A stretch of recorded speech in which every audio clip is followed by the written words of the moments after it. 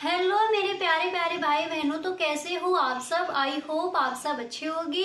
स्वागत है आप सभी का आपके अपने एसपी स्टडी यूट्यूब चैनल पर। तो गाइस, आज हम इस वीडियो में आपके लिए लेकर आए हैं, जैसा कि आपने कहा था कि इकोनॉमिक्स का जो आपका मॉडल पेपर है उसका आपको फुल सोल्यूशन चाहिए, तो उसके बारे में यहाँ पर हम डिस्कस करेंगे। जो आपका अर्थशास्त्र का पेपर है उसका फुल सोल्यूशन आपको यहाँ पर दिया जाएगा। तो गाइस, आपको ये वीडियो पूरा देखना है। इस वीडियो को आप बिल्कुल भी स्किप ना करें। अगर इस बार का बोर्ड एग्जाम आप देने वाले हो और इस बार के बोर्ड एग्जाम में आपको अर्थशास्त्र के पेपर में पूरे के पूरे नंबर लाने हैं, तो आपको ये वीडियो एंड तक देखना होगा। देखिए गाइस, जो भी आपके ऑब्जेक्टिव क्वेश्चन है जो 10 शुरुआत में आपसे पूछे जाते हैं, पहले हम उनको देखेंगे। इसके बाद जो आपके अतलग उत्तरीय प्रश्न, लघु उत्तरीय प्रश्न एंड जो आपके विस्तृत उत्तरीय प्रश्न होते हैं उन सब के बारे में यहाँ पर हम डिस्कस करेंगे। यानी जो आपका मॉडल पेपर है उसका फुल सोल्यूशन आपको यहाँ पर दिया जाएगा। और गाइस, अगर आप इस चैनल पर पहली बार आए हो तो इस चैनल को सब्सक्राइब कर लेना एंड बेल आइकन को भी प्रेस कर देना, ताकि वीडियो की जो भी नोटिफिकेशन हो वो सबसे पहले आपके पास पहुंचे और एक भी वीडियो आपसे छूटे ना। क्योंकि गाइस, बोर्ड एग्जाम के लिए जो भी आपका इम्पोर्टेंट है वो सारा कुछ आपको मिलेगा इसी चैनल पर। तो गाइस, जैसा कि आपने कमेंट किया था कि अर्थशास्त्र का जो मॉडल पेपर है उसका आपको फुल सोल्यूशन चाहिए, इसी तरह से गाइस, अगर आपको भी किसी भी सब्जेक्ट के मॉडल पेपर का फुल सोल्यूशन या फिर आपको इम्पोर्टेंट क्वेश्चन का वीडियो चाहिए हो तो please tell me in the comment box. आप हमें कमेंट बॉक्स में जरूर बताएं, जो भी आपकी प्रॉब्लम्स होगी उसका सोल्यूशन आपको मिल जाएगा। ओके, तो चलिए इस वीडियो को स्टार्ट करते हैं। और गाइस, अगर सच में आपको ये वीडियो पसंद आए तो आप इस वीडियो को एक लाइक जरूर कर दें। Okay, so without saying D let's begin. Guys, जैसा कि आपने कहा था कि एक ऐसा वीडियो बना दीजिए जिसमें अर्थशास्त्र के सभी महत्वपूर्ण क्वेश्चन दीजिए। यानी आपका पूरा एक पेपर बना दिया है। यहाँ पर आपको वही क्वेश्चंस मिलेंगे जो इस बार के बोर्ड एग्जाम के लिए इम्पोर्टेंट हैं। ठीक है, तो गाइस आपको ये वीडियो एंड तक देखना है। तो यहाँ पर देखिए, पहले जो आपके ऑब्जेक्टिव क्वेश्चन आते हैं उनको देखते हैं कि कौन कौन से आपको तैयार करने हैं। ठीक है, तो देखिए पहला प्रश्न है कि अर्थशास्त्र के जनक कौन थे। इम्पोर्टेंट क्वेश्चन है, कई बार पूछा भी गया है। तो अर्थशास्त्र के जनक कौन थे। यहाँ पर ए नंबर पर ऑप्शन है जेबी से, बी नंबर पर है माल्थस, सी नंबर पर है Adam Smith and D number पर है रिकार्डो। तो अर्थशास्त्र के जो जनक हैं वो कौन हो जाएंगे, एडम स्मिथ। यानी जो आपका सी नंबर पर ऑप्शन है यही हो जाएगा आपका राइट ऑप्शन। क्लियर। इसी तरह से जो आपका नेक्स्ट है उसको भी देख लेते हैं। तो अगला प्रश्न है कि भारत में पाई जाती है यानी कैसी अर्थव्यवस्था। ए नंबर पर ऑप्शन है समाजवादी अर्थव्यवस्था, बी नंबर पर है मिश्रित अर्थव्यवस्था एंड सी नंबर पर है साम्यवादी अर्थव्यवस्था एंड डी नंबर पर ऑप्शन है पूंजीवादी अर्थव्यवस्था। तो भारत में कौन सी अर्थव्यवस्था पाई जाती है, हमें पता है भारत में मिश्रित अर्थव्यवस्था पाई जाती है। ठीक है, तो यहाँ पर जो आपका बी नंबर पर ऑप्शन है यही हो जाएगा आपका राइट ऑप्शन।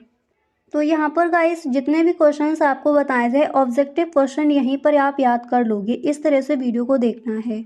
तो अर्थशास्त्र के जनक कौन थे, एडम स्मिथ, याद हुआ। इसके बाद भारत में कौन सी अर्थव्यवस्था पाई जाती है, हम सबको पता है भारत में मिश्रित अर्थव्यवस्था पाई जाती है। ठीक है, अब इसी तरह से जो आपका तीसरा प्रश्न क्या है उसको देखते हैं। तो यहाँ पर थर्ड नंबर पर आपका क्वेश्चन है कि चाय की कीमत में वृद्धि से चीनी की मांग में होगी। Very very most important question है और ये कई बार पूछा भी गया है। तो प्रश्न क्या है कि चाय की कीमत में वृद्धि से चीनी की मांग में होगी, तो क्या होगी। ए नंबर पर ऑप्शन है कमी, बी नंबर पर है स्थिरता, सी नंबर पर है वृद्धि, इसी तरह से डी नंबर पर है ये सभी। तो चाय की कीमत में वृद्धि से चीनी की मांग में क्या होगी, कमी होगी। यानी यहाँ पर जो आपका ए नंबर पर ऑप्शन है यही हो जाएगा आपका राइट ऑप्शन। क्लियर। अब इसी तरह से जो आपका नेक्स्ट प्रश्न क्या है उसको देखते हैं। इसके बाद अगला प्रश्न आप तैयार करोगे कि निम्नलिखित में कौन सी समष्टि अर्थशास्त्र की विषय वस्तु है। यहाँ पर क्वेश्चन आपको सही ढंग से पढ़ना है। तो निम्नलिखित में से कौन सी समष्टि अर्थशास्त्र की विषय वस्तु है? तो यहाँ पर पहले ऑप्शन देखते हैं। ए नंबर पर है मांग का नियम, बी नंबर पर है राष्ट्रीय आय, सी नंबर पर है प्रतिफल के नियम एंड डी नंबर पर है लगान सिद्धांत। तो निम्नलिखित में से कौन सी समष्टि अर्थशास्त्र? तो हम कई बार पढ़ चुके हैं, जो समष्टि अर्थशास्त्र है वो हो जाता है विशाल यानी बड़ा अर्थशास्त्र, और व्यष्टि अर्थशास्त्र क्या होता है? सूक्ष्म यानी छोटा अर्थशास्त्र। ठीक है, तो यहाँ पर क्वेश्चन क्या है कि निम्नलिखित में से कौन सी समष्टि अर्थशास्त्र की विषय वस्तु है? तो यहाँ पर क्या हो जाएगा? राष्ट्रीय आय, यानी समष्टि अर्थशास्त्र के अंतर्गत हम पूरे राष्ट्र की आय का अध्ययन करते हैं। अगर यहाँ पर होता व्यष्टि अर्थशास्त्र तो यहाँ पर ऑप्शन क्या होता? व्यक्तिगत आय, यानी एक व्यक्ति की आय का जो अध्ययन है वो हम करेंगे व्यष्टि अर्थशास्त्र के अंतर्गत। अगर पूरे राष्ट्र की आय का अध्ययन किया जाएगा तो वो किसके अंदर आएगा? समष्टि अर्थशास्त्र के अंतर्गत आएगा। इसलिए यहाँ पर जो आपका बी नंबर पर ऑप्शन है यही हो जाएगा राइट ऑप्शन। क्लियर? अच्छे से समझ आ गया। अब इसी तरह से जो आपका नेक्स्ट क्वेश्चन क्या है उसको देखते हैं। तो देखिए, इसी के साथ अगला प्रश्न आप तैयार कर लोगे कि विश्वव्यापी मंदी किस वर्ष में प्रारंभ हुई थी। इम्पोर्टेंट क्वेश्चन है आपका। तो विश्वव्यापी मंदी किस वर्ष में प्रारंभ हुई थी? हमें पता है 1929 में। ए नंबर पर जो ऑप्शन है वही हो जाएगा राइट ऑप्शन। यहाँ पर हमें ऑप्शन मिले हैं, बी नंबर पर है 1930, C number 1931 and D number पर है 1932। तो विश्वव्यापी मंदी किस वर्ष में प्रारंभ हुई थी? यहाँ पर जो आपका ए नंबर पर ऑप्शन है 1929 में, तो यही हो जाएगा आपका राइट ऑप्शन। ठीक है, और 1929 की विश्वव्यापी मंदी के बारे में टिप्पणी कीजिए। ये क्वेश्चन आपका लघु उत्तरीय प्रश्न में पूछा जाता है, इसको भी आप तैयार कर लेंगे।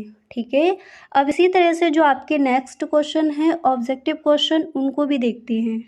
अब इसी तरह से यहाँ पर आपका अगला प्रश्न है कि मजदूरी होती है। ऑप्शन पढ़िए। ए नंबर पर ऑप्शन है स्पष्ट लागत, या फिर बी नंबर पर ऑप्शन है अस्पष्ट लागत, सी नंबर पर है अवसर लागत, इसी तरह से डी नंबर पर है इनमें से कोई नहीं। तो मजदूरी होती है हम पढ़ चुके हैं स्पष्ट लागत, यानी जो हमारा ए नंबर पर ऑप्शन यहाँ पर दिया गया है यही हो जाएगा राइट ऑप्शन। ठीक है, तो मजदूरी क्या होती है? स्पष्ट लागत। इसी तरह से नेक्स्ट है यहाँ पर अगला प्रश्न है कि जब सीमांत उत्पादन शून्य होता है तब कुल उत्पादन होता है, कैसा होता है? ए नंबर पर ऑप्शन है न्यूनतम, बी नंबर पर है शून्य, सी नंबर पर है अधिकतम एंड डी नंबर पर है इनमें से कोई नहीं। तो जब सीमांत उत्पादन शून्य होता है तब कुल उत्पादन कैसा होता है? अधिकतम होता है।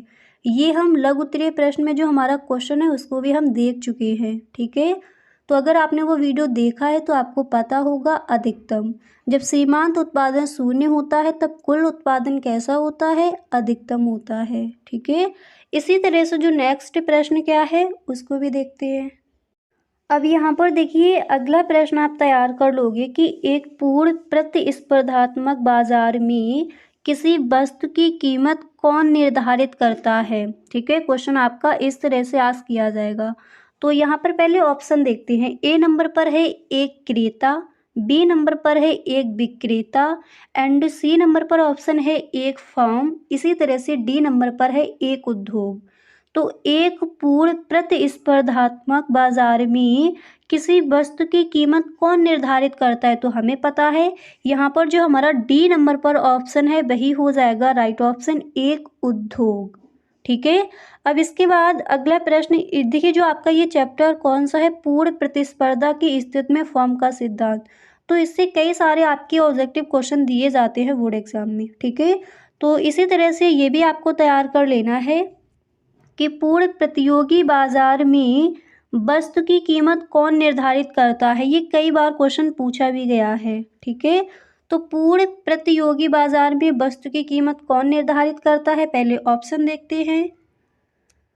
तो ए नंबर पर ऑप्शन है उपभोक्ता, बी नंबर पर है उत्पादक, सी नंबर पर है सरकार एंड डी नंबर पर है उद्योग की मांग और आपूर्ति की शक्तियाँ। तो यहाँ पर हमारा जो डी नंबर पर ऑप्शन है, उद्योग की मांग और आपूर्ति की शक्तियाँ, यही हो जाएगा हमारा राइट ऑप्शन। क्लियर। अब इसी तरह से जो आपका नेक्स्ट प्रश्न क्या है उसको भी देख लेते हैं। तो आप देख सकते हो जो आपका अगला प्रश्न है यहाँ पर दिया गया है कि अन्य वस्तुओं के उत्पादन में आगत के रूप में प्रयुक्त होने वाली वस्तुएं कहलाती हैं। तो क्या कहलाती हैं? यहाँ पर ए नंबर पर ऑप्शन है अंतिम वस्तुएं, बी नंबर पर है मध्यवर्ती वस्तुएं, सी नंबर पर है ए और बी दोनों एंड डी नंबर पर है उपभोग वस्तुएं। तो अन्य वस्तुओं के उत्पादन में आगत के रूप में प्रयुक्त होने वाली वस्तुएं क्या कहलाती हैं? तो यहाँ पर जो हमारा बी नंबर पर ऑप्शन है मध्यवर्ती वस्तुएं, यही हो जाएगा राइट ऑप्शन। तो गाइस यहाँ पर जो ऑब्जेक्टिव क्वेश्चन है आई होप आपको याद हो गए होंगे। ठीक है, तो एक पूर्ण प्रतिस्पर्धात्मक बाजार में किसी वस्तु की कीमत कौन निर्धारित करता है? एक उद्योग। ठीक है, पूर्ण प्रतियोगी बाजार में वस्तु की कीमत कौन निर्धारित करता है? तो यहाँ पर कौन सा ऑप्शन राइट होगा? उद्योग की मांग और आपूर्ति की शक्तियाँ। इसी तरह से आपको एक प्रश्न यहाँ पर और देख लेना है कि पूर्ण प्रतियोगिता में केवल एक फर्म होती है, ए नंबर पर ऑप्शन है। बी नंबर पर है कीमत विभेद होता है। इसी तरह से सी नंबर पर है वस्तु विभेद होता है एंड डी नंबर पर है वस्तुएं समरूप होती हैं। तो यहाँ पर जो डी नंबर पर ऑप्शन है वस्तुएं समरूप होती हैं, तो पूर्ण प्रतियोगिता में वस्तुएं समरूप होती हैं, इसको भी आपको तैयार कर लेना है। ठीक है, एंड यहाँ पर नेक्स्ट क्या था कि अन्य वस्तुओं के उत्पादन में आगत के रूप में प्रयुक्त होने वाली वस्तुएं क्या कहलाती हैं? मध्यवर्ती वस्तुएं। तो यहाँ पर देखिए आपके 10 ऑब्जेक्टिव क्वेश्चन दिए जाते हैं। ठीक है, तो जो आपके इम्पोर्टेंट हैं उनको यहाँ पर आपको बता दिया गया। यहाँ पर देखिए आपको 11 क्वेश्चन दिए गए थे। पूर्ण प्रतियोगिता में वस्तुएं समरूप होती हैं, ये आपका दे दिया गया था। ठीक है, तो इन सारे प्रश्नों को आप तैयार कर लोगे। अब यहाँ पर हम देखेंगे कि अतलग उत्तरीय प्रश्न आप कौन कौन से तैयार करोगे।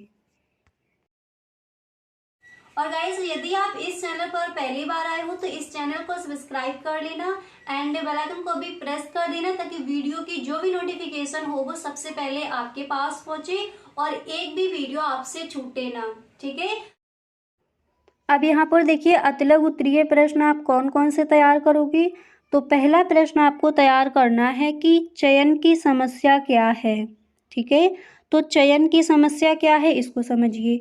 आप इस तरह से लिखोगे कि मनुष्य की आवश्यकताएं अनंत हैं किंतु उनकी पूर्ति के लिए उसके पास साधन सीमित हैं जिनके वैकल्पिक प्रयोग संभव हैं। इन साधनों से किस आवश्यकता को पहले संतुष्ट किया जाए और किसे बाद में, यही चयन की समस्या कहलाती है।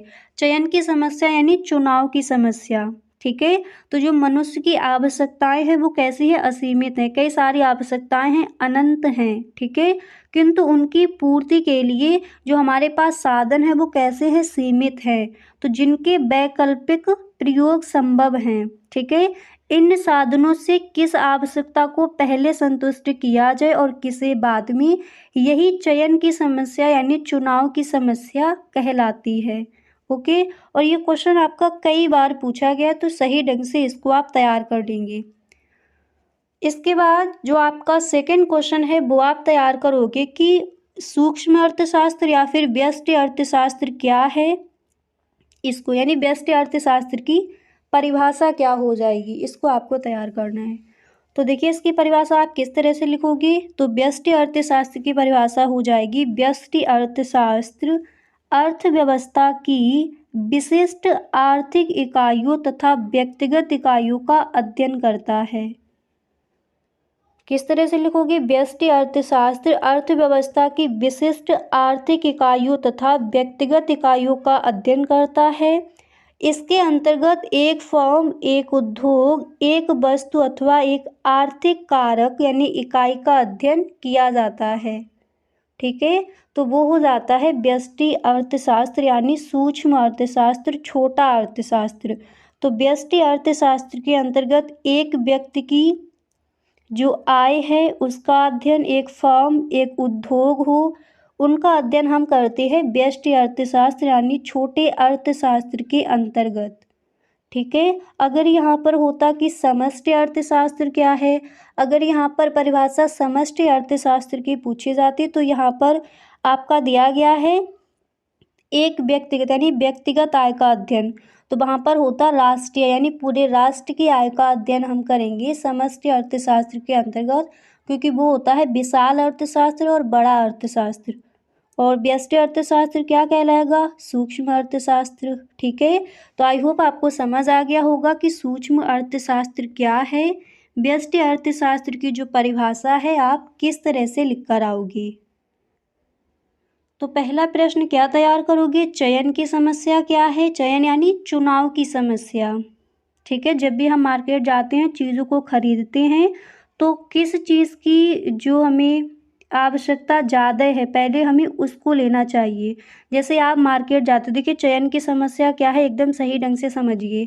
जैसे आप बाज़ार जाते हो, ठीक है, वहाँ पर आपको एक पेन भी लेना है और एक किताब भी लेनी है, तो किस चीज़ की आपको ज़्यादा आवश्यकता है। तो जब आप चुनाव करते हो कि पेन लेना है कि पहले किताब लेनी है, तो जब वहाँ पर आप अपना चुनाव करते हो कि जिसकी आवश्यकता हमें ज़्यादा है वो हमें पहले लेना चाहिए, तो वही कहलाता है वहाँ पर चयन यानी चुनाव की समस्या।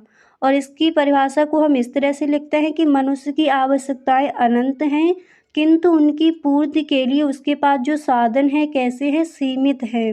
ठीक है।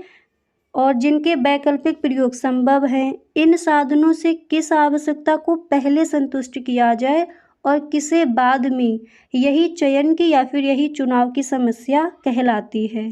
अच्छे से समझ आ गया। अब इसी तरह से जो आपका नेक्स्ट क्वेश्चन क्या है, अगला प्रश्न आप क्या तैयार करोगे उसको देखते हैं।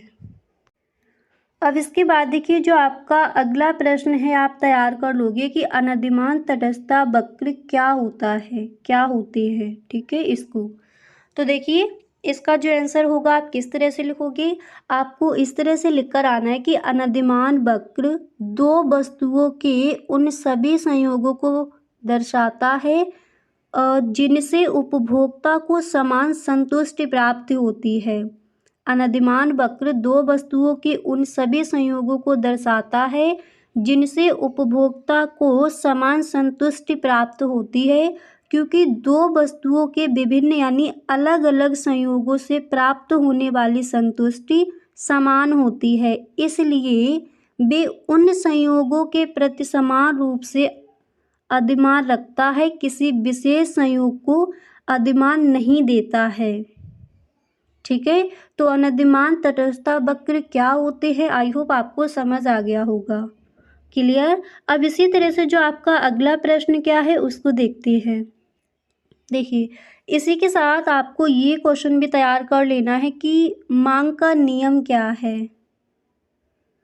ओके। तो देखिए मांग का नियम क्या है हम सबको याद है, आप इस तरह से लिख कर आओगे कि वस्तु के मूल्य में वृद्धि होने से, बहुत इजी है, वस्तु के मूल्य में वृद्धि होने से उसकी मांग कम हो जाती है और उस वस्तु के मूल्य में कमी होने पर वस्तु की जो मांग है वो बढ़ जाती है, यही मांग का नियम कहलाता है। मांग का नियम क्या है, यानी जब वस्तुओं की जो मूल्य है उनमें वृद्धि होगी तो उसकी मांग में क्या हो जाएगी, कमी हो जाएगी। और अगर वस्तु के जो मूल्य हैं उनमें कमी होती है तो वस्तु की मांग में क्या होगी, वृद्धि होगी। यानी जब हम मार्केट जाते हैं तो जब चीज़ें हमें सस्ती मिलती हैं तो हम ज़्यादा खरीदते हैं, अगर वही चीज़ महंगी है तो कम खरीदेंगे, यही कहलाता है मांग का नियम।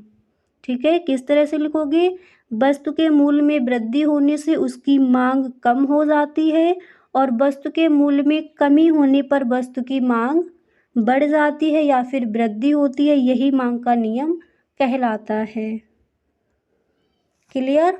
तो अब इसके बाद देखिए जो आपका अगला प्रश्न है वो आप कौन सा तैयार करोगे। अब यहाँ पर देखिए इसके बाद नेक्स्ट क्वेश्चन आपको यहाँ पर तैयार करना है। देखिए अगला प्रश्न आप तैयार करोगे कि औसत भौतिक उत्पाद से क्या आशय है। ओके। औसत भौतिक उत्पाद से क्या आशय है, इसको आपको तैयार करना है। तो देखिए इसका आंसर क्या हो जाएगा। तो आप लिखोगे कि कुल भौतिक उत्पाद को परिवर्तनशील साधन की इकाइयों से भाग देने पर जो भागफल होता है उसे हम औसत भौतिक उत्पाद कहते हैं।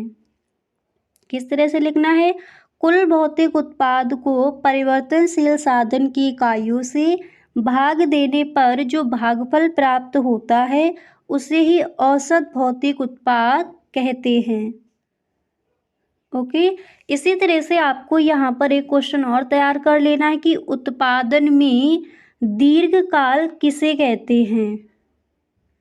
उत्पादन में दीर्घकाल किसे कहते हैं, तो आप इस तरह से लिखोगे कि उत्पादन में दीर्घकाल वह समय है जिसमें सभी साधन परिवर्तित हो जाते हैं, इससे सभी साधनों में एक ही अनुपात में परिवर्तन होता है। ठीक है, उत्पादन में दीर्घकाल वह समय है जिसमें सभी साधन परिवर्तित हो जाते हैं, इससे सभी साधनों में एक ही अनुपात में परिवर्तन होता है, वही उत्पादन में दीर्घकाल कहलाता है। अच्छे से समझ आ गया। तो इस तरह से आप जो आपके क्वेश्चंस हैं इनके आंसर आप इस तरह से लिख कर आओगे। इसी तरह से आप एक प्रश्न और तैयार करोगे कि औसत लागत किसे कहते हैं। तो देखिए आप लिखोगे कि कुल लागत को कुल उत्पादित इकाइयों से भाग देने पर जो लागत आती है वही औसत लागत यानी AC कहलाती है। सूत्र के रूप में आप इस तरह से लिखोगे कि औसत लागत बराबर कुल लागत अपॉन कुल उत्पादित इकाइयाँ। क्लियर। तो औसत लागत क्या है, इस तरह से आप लिख कर आओगे। छोटी छोटी परिभाषाएं हैं, सारी ये परिभाषाएं आप अच्छे से याद कर लेंगे। गाइस अगर अभी तक आप इस वीडियो में बने हुए हो तो आई होप ये वीडियो आपको पसंद आ रहा होगा। अगर सच में आपको ये वीडियो अच्छा लग रहा है तो गाइस आप इस वीडियो को एक लाइक कर दें। अगर गाइस आपको ये वीडियो अच्छा नहीं लग रहा है तो आप इस वीडियो को डिसलाइक करके भी जा सकते हो। और गाइस इसी तरह से अगर अभी तक आपने इस चैनल को सब्सक्राइब नहीं किया है तो प्लीज कर लीजिए, क्योंकि बोर्ड एग्जाम के लिए जो भी आपका इम्पोर्टेंट है वो सारा कुछ आपको मिलने वाला है इसी चैनल पर। अब इसी तरह से यहाँ पर नेक्स्ट क्वेश्चन आपको तैयार करना है कि उत्पादन फलन की संकल्पना को समझाइए। ठीक है, उत्पादन फलन की संकल्पना को समझाइए। ये क्वेश्चन देखिए आपका लघु उत्तरीय प्रश्न में भी कई बार पूछा गया है। तो अभी हम अतिलघु उत्तरीय प्रश्न देख रहे हैं तो इसी में इसको भी देख लीजिए। ठीक है, उसके बाद जो आपके लघु उत्तरीय प्रश्न हैं उन पर भी डिस्कस करेंगे।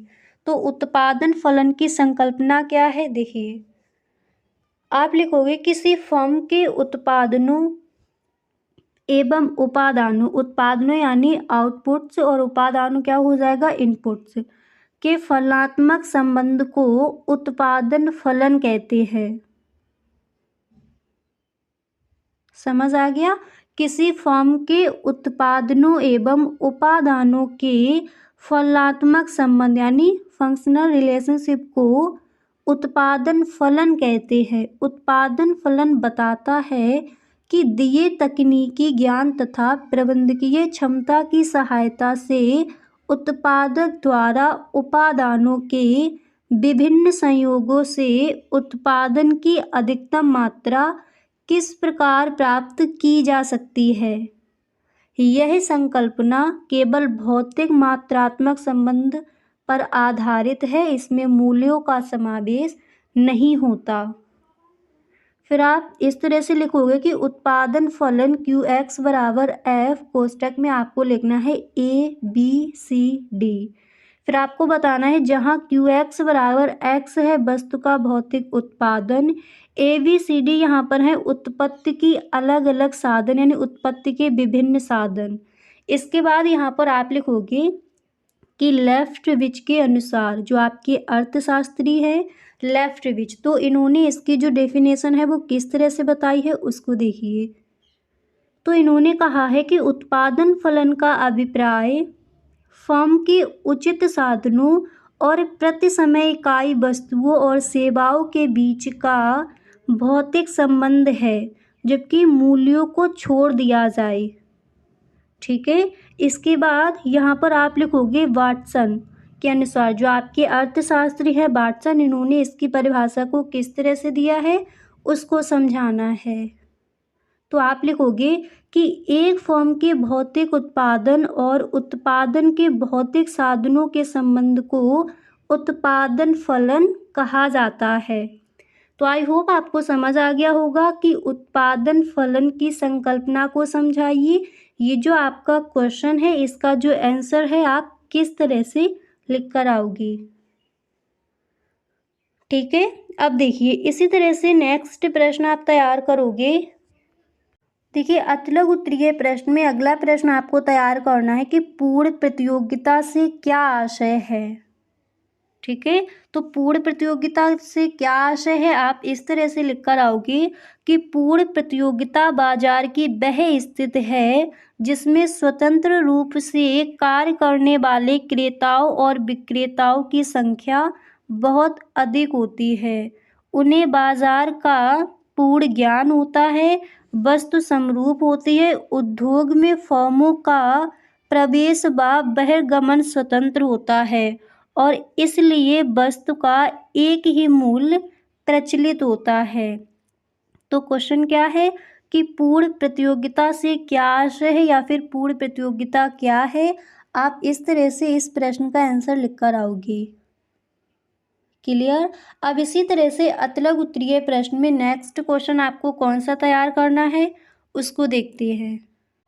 अब यहाँ पर देखिए अतलग उत्तरीय प्रश्न में अगला प्रश्न आप तैयार करोगे, बाजार का अर्थ लिखिए। वेरी वेरी मोस्ट इम्पोर्टेंट आपका क्वेश्चन है, बाजार का अर्थ लिखिए। तो चलिए समझते हैं बाजार क्या है, या फिर यही प्रश्न आपसे इस तरह से भी पूछ लिया जा सकता है कि बाजार से क्या आशय है।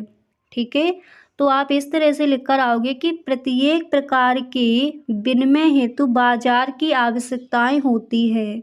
साधारण भाषा में बाजार से आशय किसी स्थान विशेष से लगाया जाता है जहां पर किसी वस्तु या वस्तुओं के क्रेता तथा विक्रेता एकत्रित होते हैं और वस्तुओं का क्रय विक्रय यानी लेन देन करते हैं। किंतु अर्थशास्त्र में बाजार शब्द का अर्थ अधिक व्यापक रूप में लिया जाता है। आर्थिक दृष्टिकोण से बाजार का अर्थ उस समस्त क्षेत्र से होता है जिसमें किसी वस्तु के क्रेता तथा विक्रेता फैले हुए होते हैं तथा उनसे स्वतंत्र प्रतियोगिता पाई जाती है।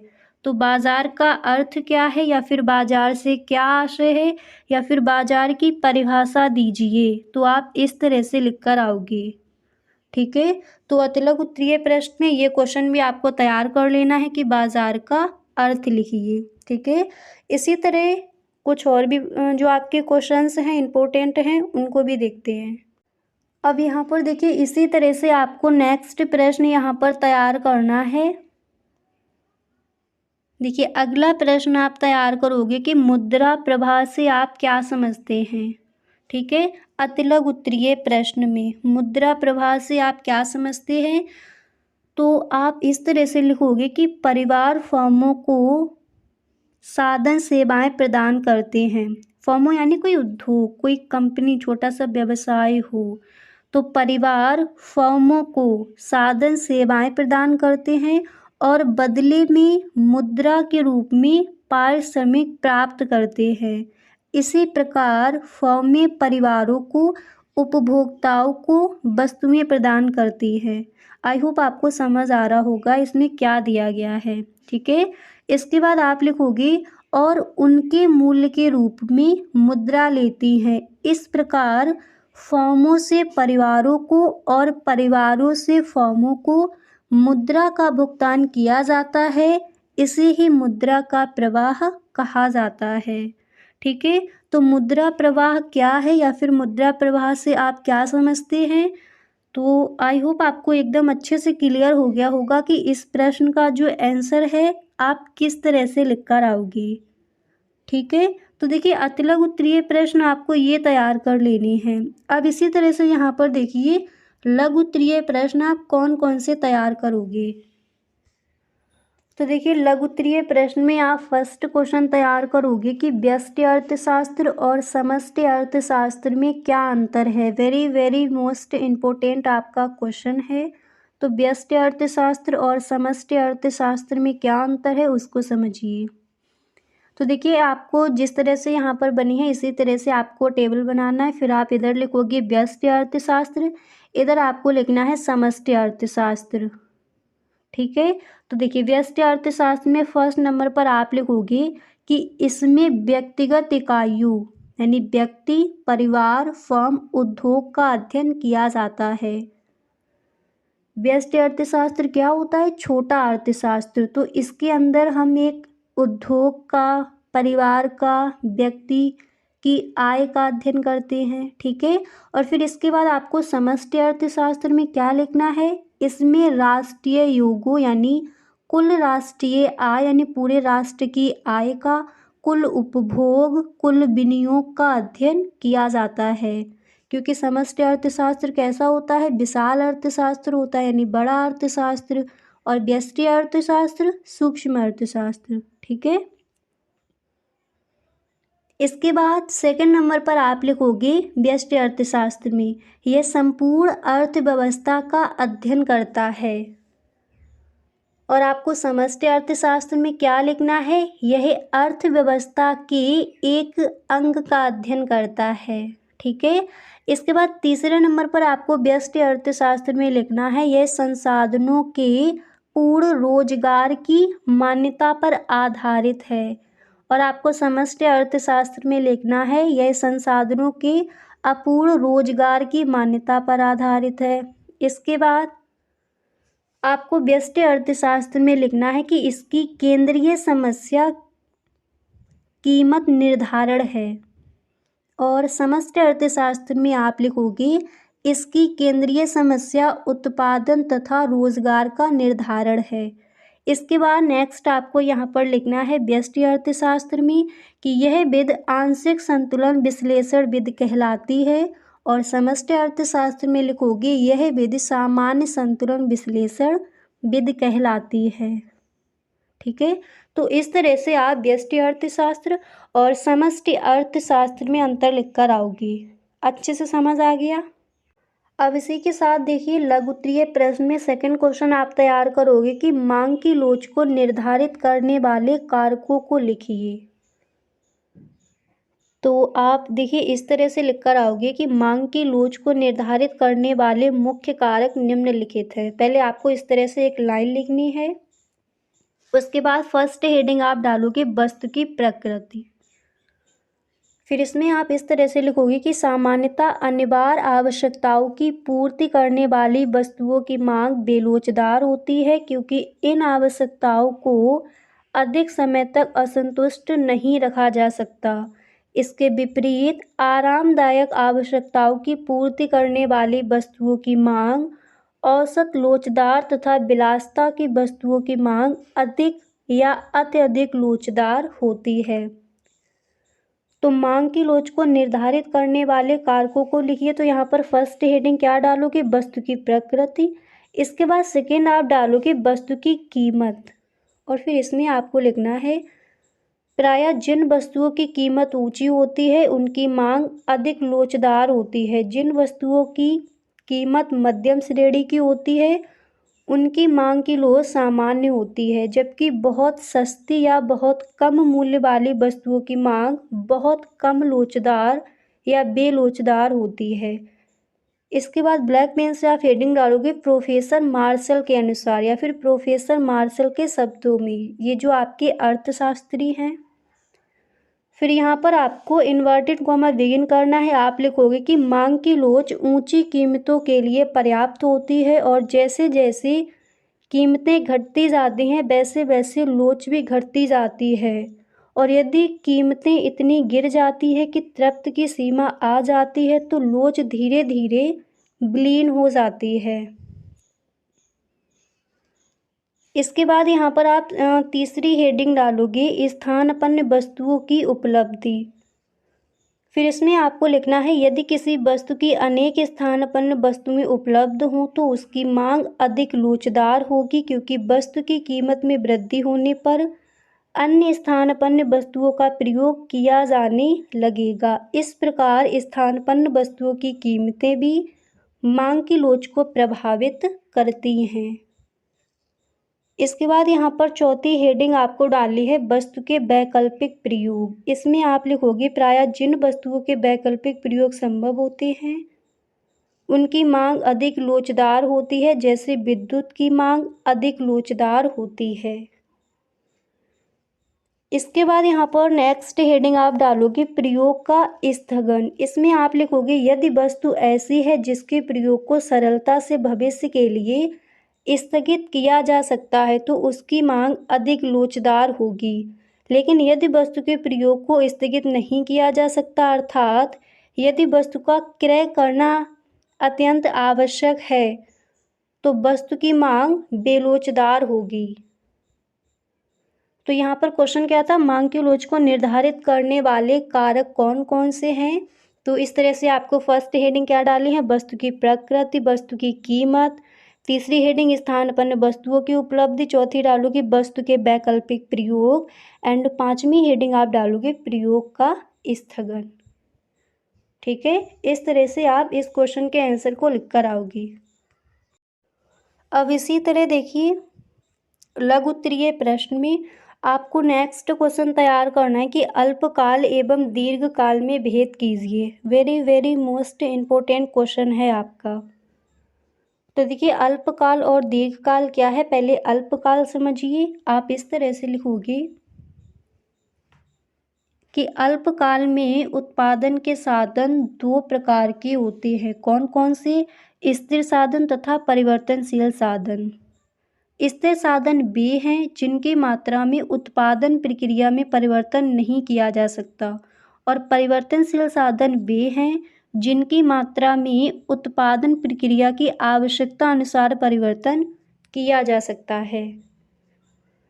इसके बाद आप लिखोगे कि जिनकी मात्रा में उत्पादन प्रक्रिया की आवश्यकता अनुसार परिवर्तन किया जा सकता है, अल्पकाल में फॉर्म अन्य साधनों को स्थिर रखते हुए केवल परिवर्तनशील साधन को बढ़ाकर फिर देखिए इसके बाद आप लिखोगे उत्पादन स्थिर में परिवर्तन करती हैं। संक्षेप में अल्पकाल में केवल परिवर्तनशील साधनों की मात्रा को घटाया बढ़ाया जा सकता है, स्थिर साधनों की मात्रा में कोई परिवर्तन नहीं किया जा सकता। तो अल्पकाल आप इस तरह से लिखोगे। इसके बाद दीर्घकाल समझिए। दीर्घकाल हम किसे कहेंगे, तो आप लिखोगे कि दीर्घकाल में कोई भी साधन स्थिर नहीं होता, सभी साधनों की मात्रा को उत्पादन प्रक्रिया की आवश्यकता अनुसार घटाया बढ़ाया जा सकता है। फॉर्म उत्पादन के साधनों में आनुपातिक परिवर्तन करके उत्पादन का पैमाना बदलती है।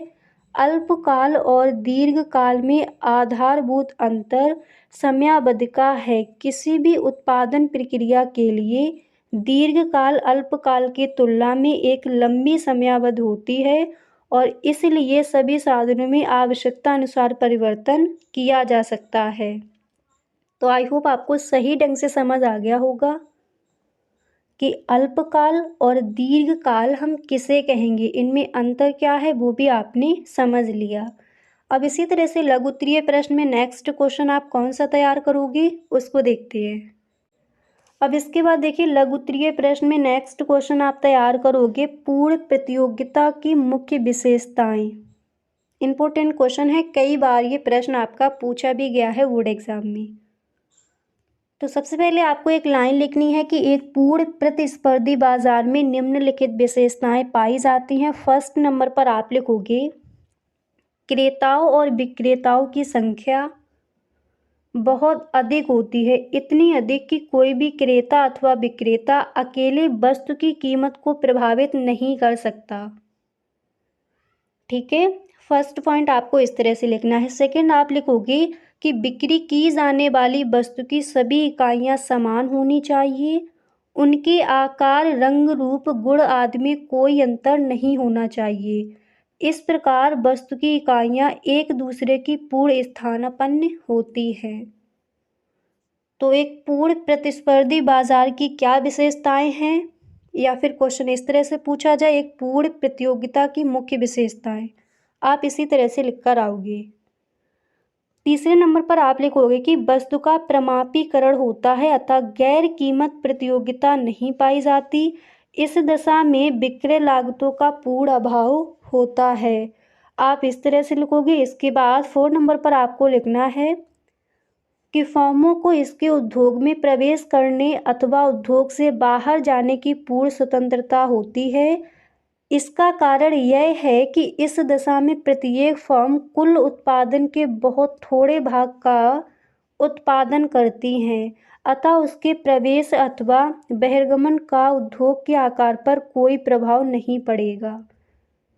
इसके बाद यहाँ पर जो आपका 5वां पॉइंट है वो आपको क्या लिखना है उसको समझिए। तो 5वां पॉइंट आप लिखोगे, क्रेताओं और विक्रेताओं को बाजार की स्थिति के बारे में पूर्ण ज्ञान होता है। इसके बाद नेक्स्ट लिखना है कि उत्पादन के साधन पूर्णतया गतिशील होते हैं। वे एक उत्पादन को छोड़कर दूसरे उत्पादक के पास कार्य के लिए जा सकते हैं। इसके बाद नेक्स्ट आप लिखोगे कि बाजार में किसी प्रकार के संस्थागत प्रतिबंध नहीं होते।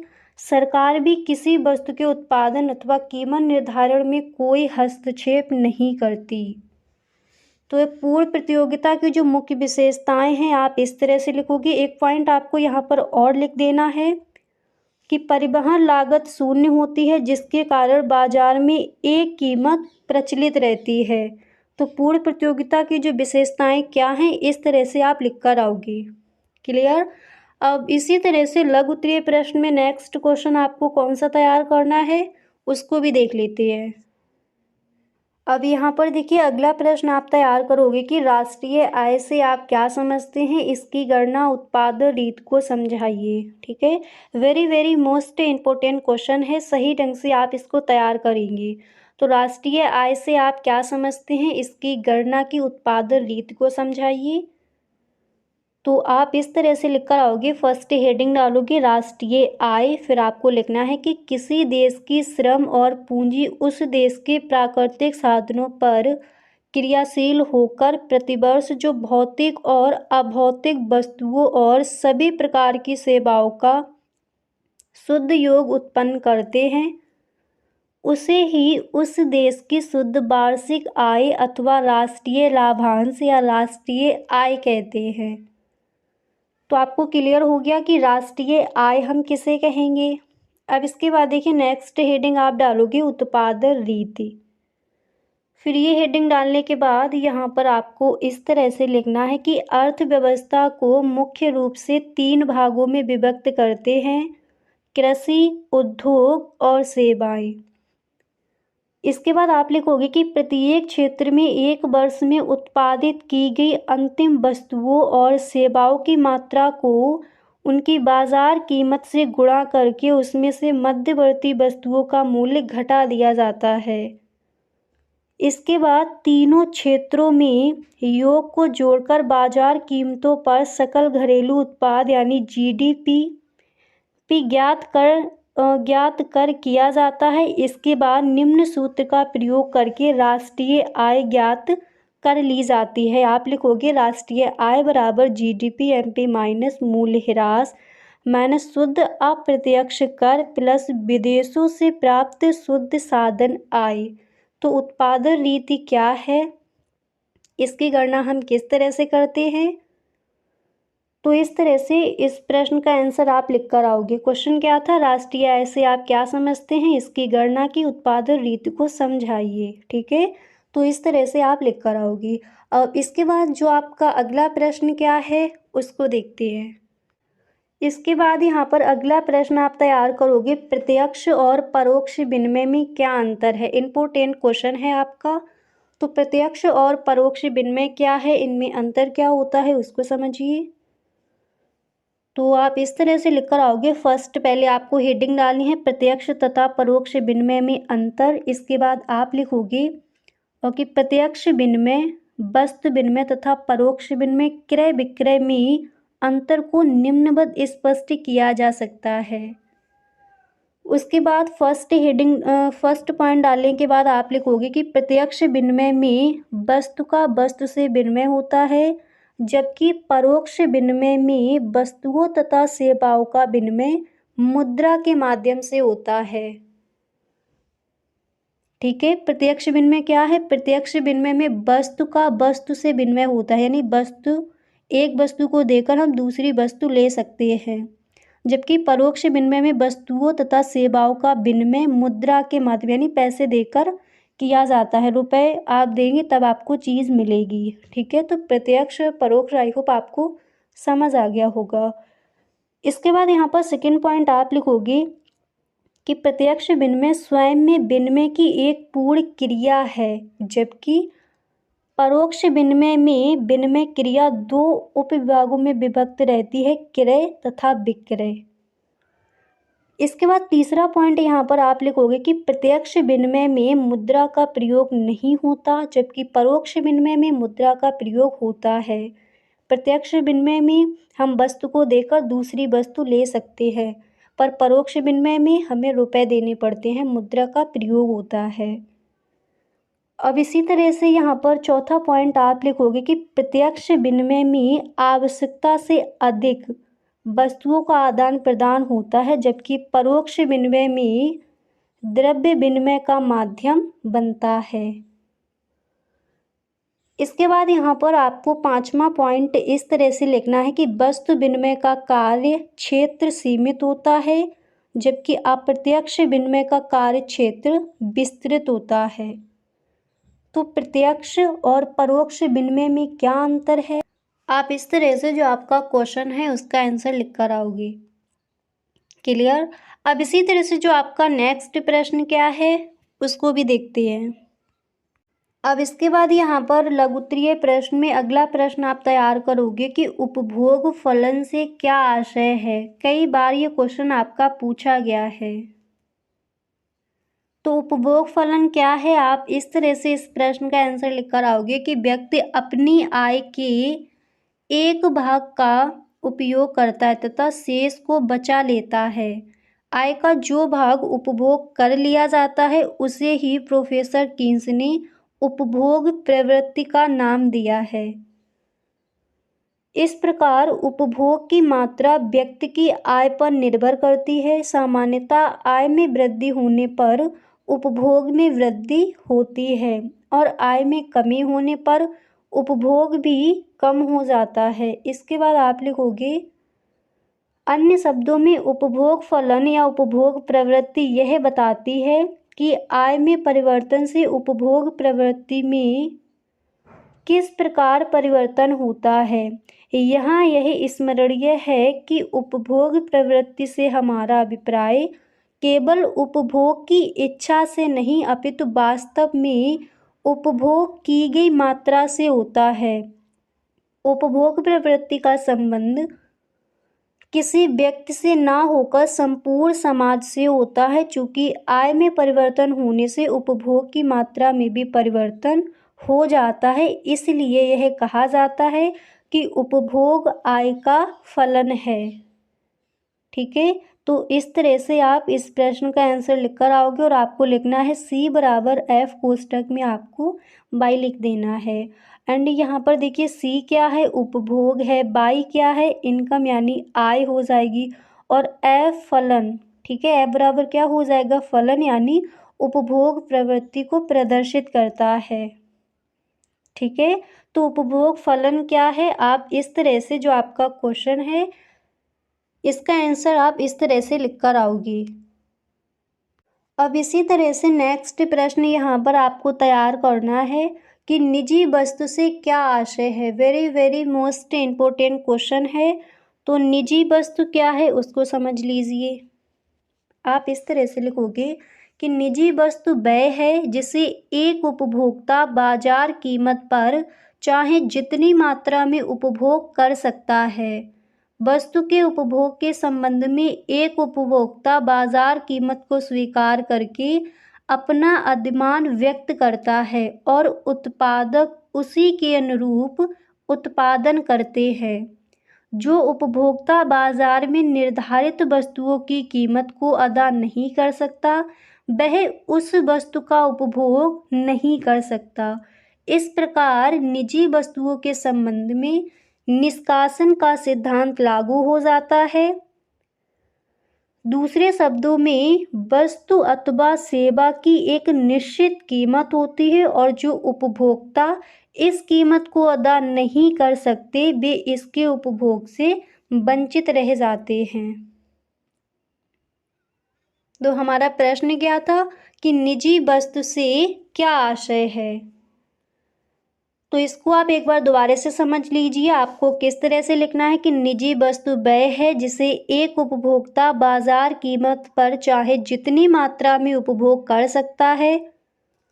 उस वस्तु के उपभोग के संबंध में एक उपभोक्ता बाजार कीमत को स्वीकार करके अपना अधिमान व्यक्त करता है और उत्पादक उसी के अनुरूप उत्पादन करते हैं। जो उपभोक्ता बाजार में निर्धारित वस्तुओं की कीमत को अदा नहीं कर सकता वह उस वस्तु का उपभोग नहीं कर सकता।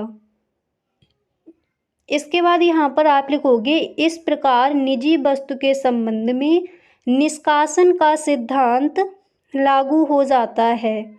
दूसरे शब्दों में वस्तु अथवा सेवा की एक निश्चित कीमत होती है और जो उपभोक्ता इस कीमत को अदा नहीं कर सकते वे इसके उपभोग से वंचित रह जाते हैं। तो आई होप आपको समझ आ गया होगा कि निजी वस्तु से क्या आशय है और इस प्रश्न का जो आंसर है आप किस तरह से लिखकर आओगे। तो लघु उत्तरीय प्रश्न में जो यहाँ पर आपको क्वेश्चंस बता दिए गए हैं ये सारे ही प्रश्न आपके इम्पोर्टेंट हैं। इन सारे प्रश्नों को आप तैयार कर लेंगे। गाइस अगर अभी तक आप इस वीडियो में बने हुए हो तो आई होप ये वीडियो आपको पसंद आ रहा होगा। अगर सच में आपको ये वीडियो अच्छा लग रहा है तो गाइस आप इस वीडियो को एक लाइक कर दें। अगर गाइस आपको ये वीडियो अच्छा नहीं लग रहा है तो आप इस वीडियो को डिसलाइक करके भी जा सकते हो। और गाइस इसी तरह से अगर अभी तक आपने इस चैनल को सब्सक्राइब नहीं किया है तो प्लीज कर लीजिए, क्योंकि बोर्ड एग्जाम के लिए जो भी आपका इम्पोर्टेंट है वो सारा कुछ आपको मिलने वाला है इसी चैनल पर।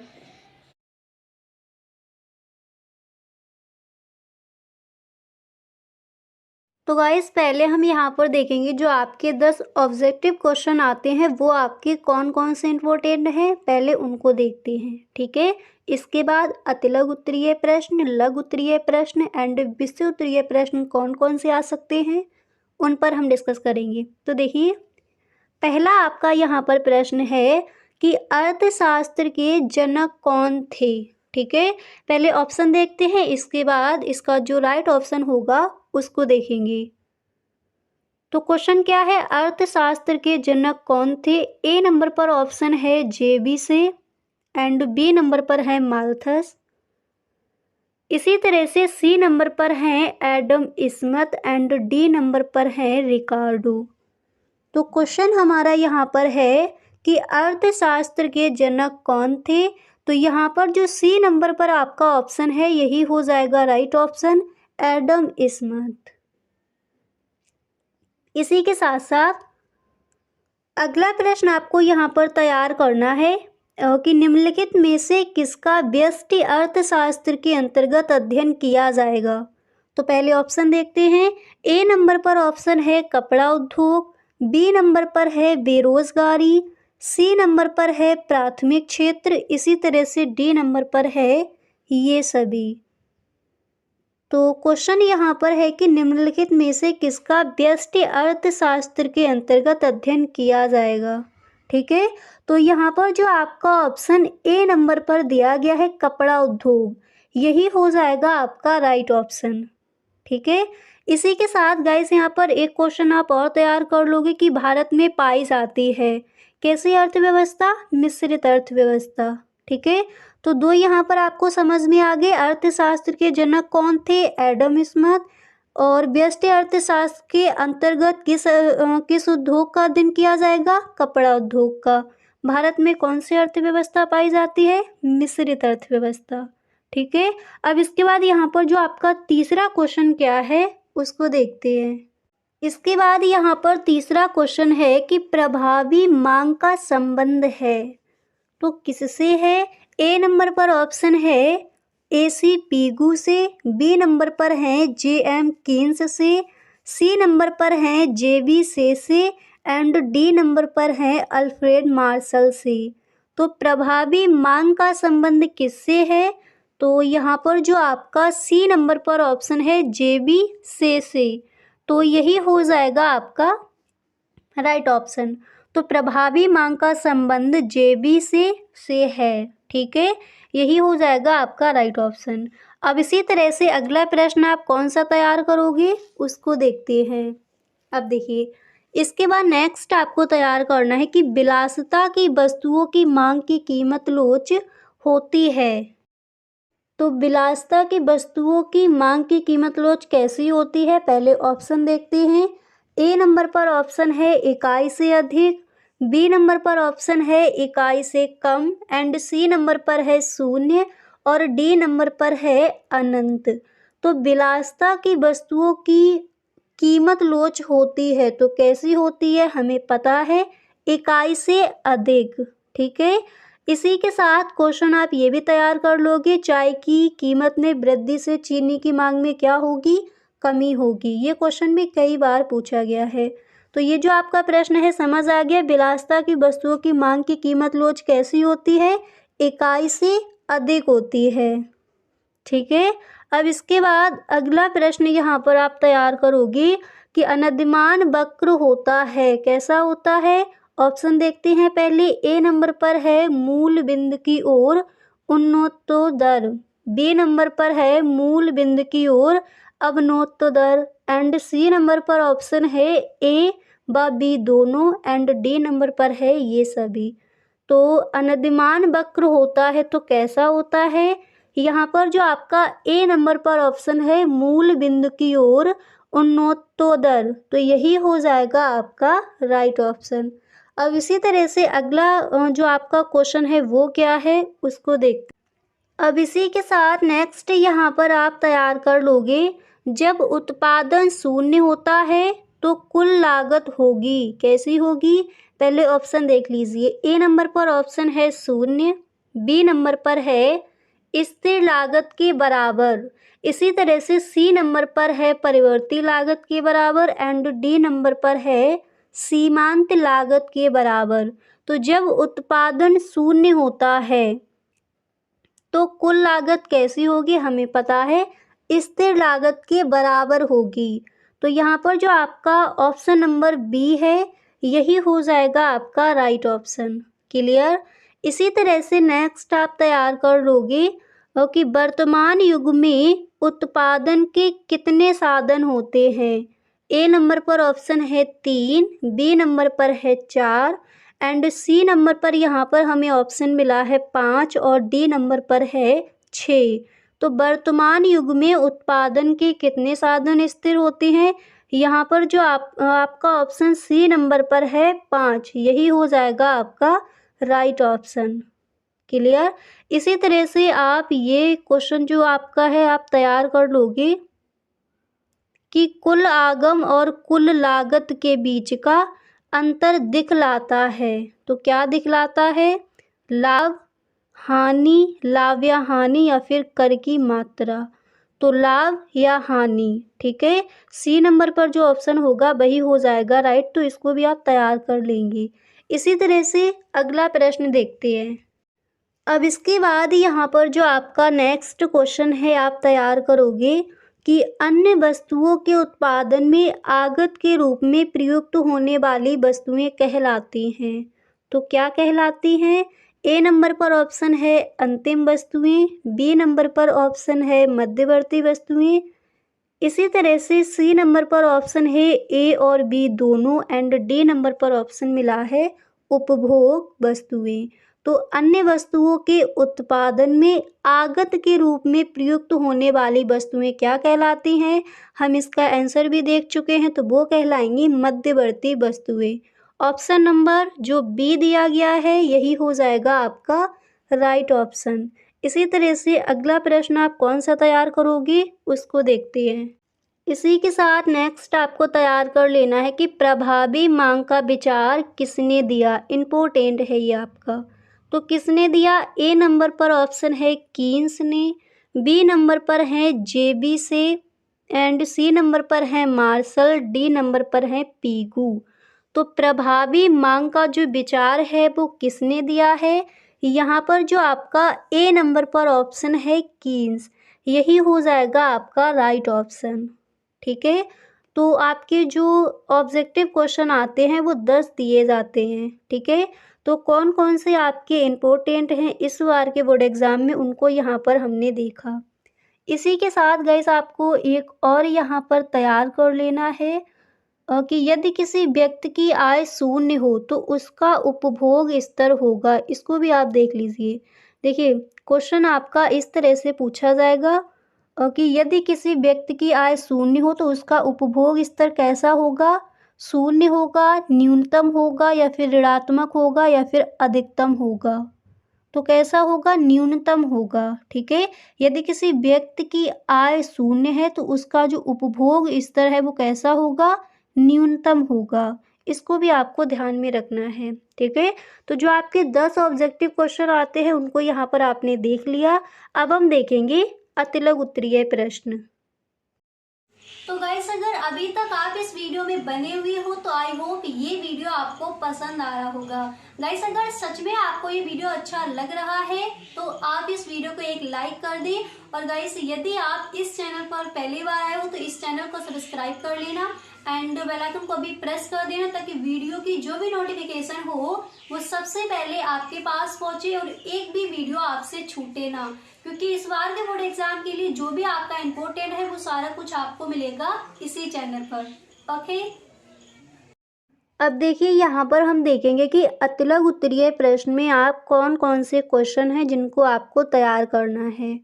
तो गाइस देखिए, पहला प्रश्न आप तैयार कर लोगे कि अर्थव्यवस्था की प्रमुख केंद्रीय समस्याएं क्या हैं। ठीक है, ये प्रश्न। और ये प्रश्न आपसे इस तरह से भी पूछा जा सकता है कि किसी अर्थव्यवस्था की 3 केंद्रीय समस्याओं के नाम लिखिए, या फिर यही क्वेश्चन इस तरह से भी पूछा जा सकता है कि अर्थव्यवस्था की केंद्रीय समस्याओं का वर्णन कीजिए, या फिर किसी अर्थव्यवस्था की केंद्रीय समस्याएं क्या हैं। ठीक है, तो इम्पोर्टेंट क्वेश्चन है, सही ढंग से आप तैयार कर लोगे। तो देखिए, अर्थव्यवस्था की प्रमुख केंद्रीय समस्याएं क्या हैं, इसका आंसर आप इस तरह से लिखोगे कि अर्थव्यवस्था की प्रमुख केंद्रीय समस्याएं हैं। फर्स्ट पॉइंट डालकर आपको लिखना है कि किन वस्तुओं का उत्पादन किया जाए और कितनी मात्रा में किया जाए। दूसरा आप लिखोगे इन वस्तुओं का जो उत्पादन है वो कैसे किया जाए। तीसरा यहाँ पर आपको लिखना है कि इन वस्तुओं का उत्पादन किसके लिए किया जाए। इम्पोर्टेंट है आपका क्वेश्चन। तो अर्थव्यवस्था की प्रमुख केंद्रीय समस्याएं क्या हैं, आप इस तरह से लिखोगे कि अर्थव्यवस्था की प्रमुख केंद्रीय समस्याएं हैं कि फर्स्ट आप लिखोगे किन वस्तुओं का उत्पादन किया जाए और कितनी मात्रा में। ठीक है, दूसरा आप लिखोगे इन वस्तुओं का उत्पादन किया जाए तो कैसे किया जाए। तीसरा आप लिखोगे इन वस्तुओं का उत्पादन किसके लिए किया जाए। तो आई होप सही ढंग से आपको यहाँ पर ये याद भी हो गए होंगे। ठीक है, तो पहला प्रश्न आप ये तैयार कर लोगे। इसी के साथ जो आपका सेकंड क्वेश्चन क्या है उसको देखते हैं। तो देखिए, अर्थव्यवस्था की प्रमुख केंद्रीय समस्याएं आपने समझ ली। इसी के साथ आप याद कर लोगे चयन की समस्या क्या है और सूक्ष्म अर्थशास्त्र क्या है। ठीक है, अब इसके बाद जो आपका नेक्स्ट क्वेश्चन आप क्या तैयार करोगे उसको देखते हैं। अब देखिए, अतिलघु उत्तरीय प्रश्न में जो आपका नेक्स्ट क्वेश्चन होगा आप यहाँ पर तैयार कर लोगे कि मध्यवर्ती वस्तुओं का अर्थ समझाइए, यानी मध्यवर्ती वस्तुएं क्या हैं। ठीक है, तो देखिए मध्यवर्ती वस्तुएं क्या हैं? अंतिम वस्तुओं तथा सेवाओं के उत्पादन में उत्पादक द्वारा प्रयोग किए जाने वाला कच्चा माल, बिजली, ईंधन आदि को मध्यवर्ती वस्तुएं कहते हैं। ठीक है, किस तरह से आपको लिखकर आना है कि अंतिम वस्तुओं तथा सेवाओं के उत्पादन में उत्पादक द्वारा प्रयोग किए जाने वाला कच्चा माल, बिजली, ईंधन आदि को हम मध्यवर्ती वस्तुएं कहते हैं। ठीक है, इसी के साथ नेक्स्ट क्वेश्चन यहाँ पर आप कौन सा तैयार करोगे उसको देखते हैं। अब देखिए, मध्यवर्ती वस्तुएं क्या हैं, स्थानापन्न वस्तुएं क्या हैं, पूरक वस्तुएं क्या हैं। तो इन तीनों प्रश्नों को आप याद कर लीजिए। अगर गाइस आपको अर्थशास्त्र में पूरे के पूरे नंबर लाने हैं तो उसी तरह से आप अपनी मेहनत भी कीजिए। ठीक है, अब इसके बाद अगला प्रश्न यहाँ पर आप तैयार कर लोगे कि संयुक्त मांग से क्या अभिप्राय है। ओके, संयुक्त मांग या फिर समग्र मांग एक ही होता है। तो संयुक्त मांग क्या है इसको समझिए। आप इस तरह से लिखोगे, जब एक आवश्यकता को पूरा करने के लिए अनेक वस्तुओं की मांग एक साथ की जाती है तो वह संयुक्त मांग अथवा समग्र मांग कहलाती है। ठीक है, संयुक्त मांग अथवा समग्र मांग क्या है, देखिए, जब एक आवश्यकता को पूरा करने के लिए अनेक वस्तुओं की मांग एक साथ की जाए तो उसे हम संयुक्त मांग अथवा समग्र मांग कहते हैं। ठीक है, तो मध्यवर्ती वस्तुएं क्या हैं, आई होप आपको समझ आ गया होगा।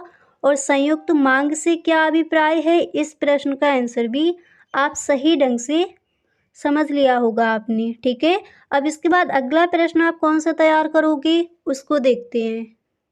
इसके बाद नेक्स्ट क्वेश्चन यहाँ पर आप तैयार कर लोगे कि अल्पकालीन उत्पादन फलन से क्या आशय है। इम्पोर्टेंट है क्वेश्चन आपका। ठीक है, तो अल्पकालीन उत्पादन फलन से क्या आशय है।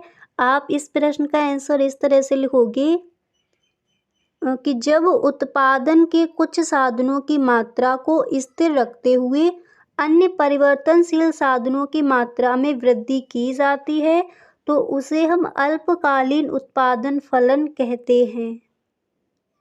ठीक है, जब उत्पादन के कुछ साधनों की मात्रा को स्थिर रखते हुए अन्य परिवर्तनशील साधनों की मात्रा में वृद्धि की जाती है तो उसे हम अल्पकालीन उत्पादन फलन कहते हैं। ठीक है, तो अब देखिए, अल्पकालीन उत्पादन फलन क्या है आपने समझ लिया।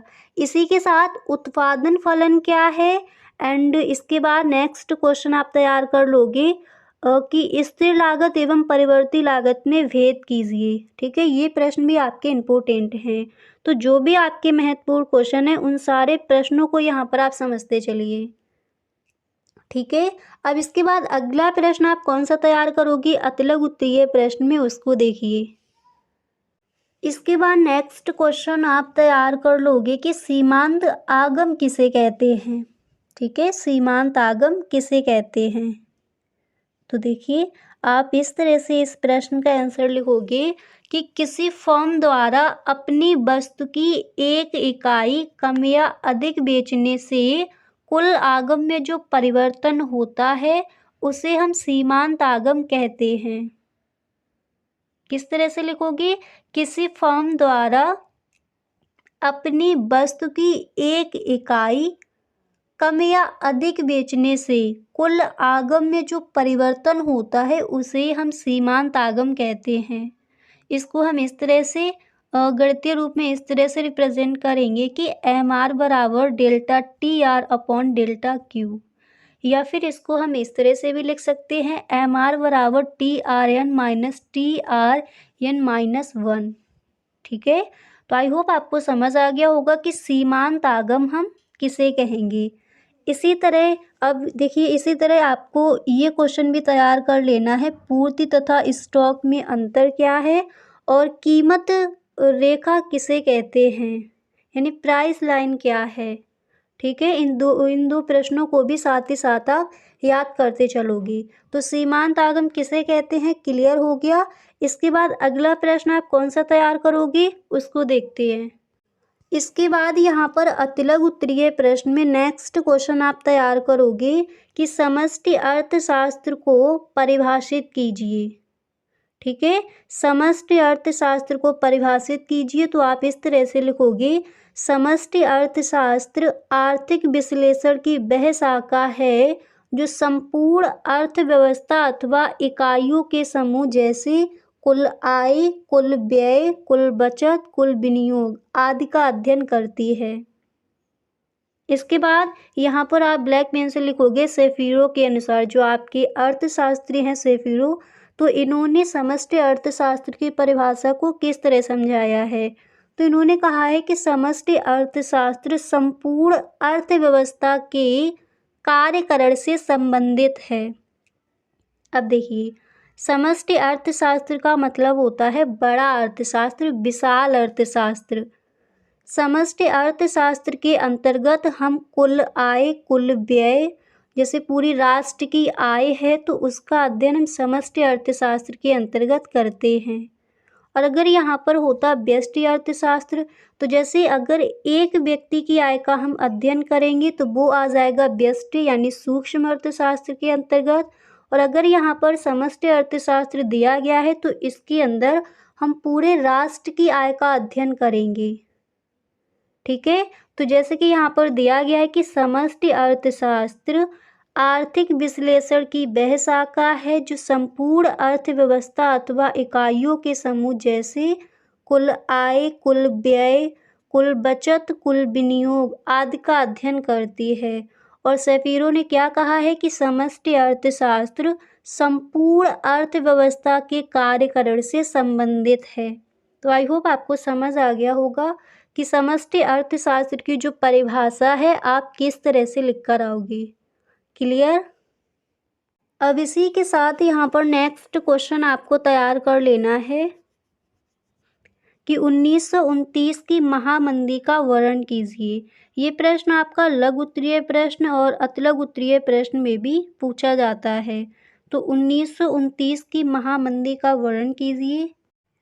तो आप इस प्रश्न का आंसर इस तरह से लिखोगे कि विश्वव्यापी महामंदी का प्रारंभ 1929 में हुआ, जो लगभग 1933 तक जारी रहा। इस अवधि में यूरोप व उत्तरी अमेरिका के देशों में उत्पादन एवं रोजगार के स्तरों में भारी गिरावट आई। इस मंदी का प्रभाव दुनिया के अन्य देशों पर भी पड़ा। संयुक्त राष्ट्र अमेरिका में 1929 से 1933 तक बेरोजगारी की दर 3% से बढ़कर 25% हो गई और सकल उत्पादन में लगभग 30% की गिरावट आई। इन घटनाओं ने अर्थशास्त्रियों को अर्थव्यवस्था के कार्यकरण के संबंध में नए सिरे से सोचने को विवश कर दिया, जिसके परिणाम स्वरूप समष्टि अर्थशास्त्र जैसे विषय का प्रादुर्भाव हुआ। तो 1929 की महामंदी क्या है आप इस तरह से लिख कर आओगे। आई होप सही ढंग से इस प्रश्न का आंसर आपको समझ आ गया होगा। इसको आप एक बार दोबारा से पढ़ लीजिए क्योंकि इम्पोर्टेंट आपका क्वेश्चन है, एकदम सही ढंग से समझ लीजिए। देखिए, विश्वव्यापी महामंदी का प्रारंभ 1929 में हुआ, जो लगभग 1933 तक जारी रहा। इस अवधि में यूरोप व उत्तरी अमेरिका के देशों में उत्पादन एवं रोजगार के स्तरों में भारी गिरावट आई। अमेरिका और क्या यहाँ पर दिया गया है, यूरोप व उत्तरी अमेरिका। ठीक है, तो भारी गिरावट आई। इस मंदी का प्रभाव दुनिया के अन्य देशों पर भी पड़ा। संयुक्त राष्ट्र अमेरिका में 1929 से 1933 तक के बेरोजगारी की दर 3% से बढ़कर 25% हो गई और सकल उत्पादन में लगभग 30% की गिरावट आई। इन घटनाओं ने अर्थशास्त्रियों को अर्थव्यवस्था के कार्यकरण के संबंध में नए सिरे से सोचने को विवश कर दिया, जिसके परिणाम स्वरूप समष्टि अर्थशास्त्र जैसे विषय का प्रादुर्भाव हुआ। तो 1929 की महामंदी का वर्णन करें। इस तरह से आप इस प्रश्न का आंसर लिखकर आओगे। आई होप आपको एकदम सही ढंग से क्लियर हो गया होगा।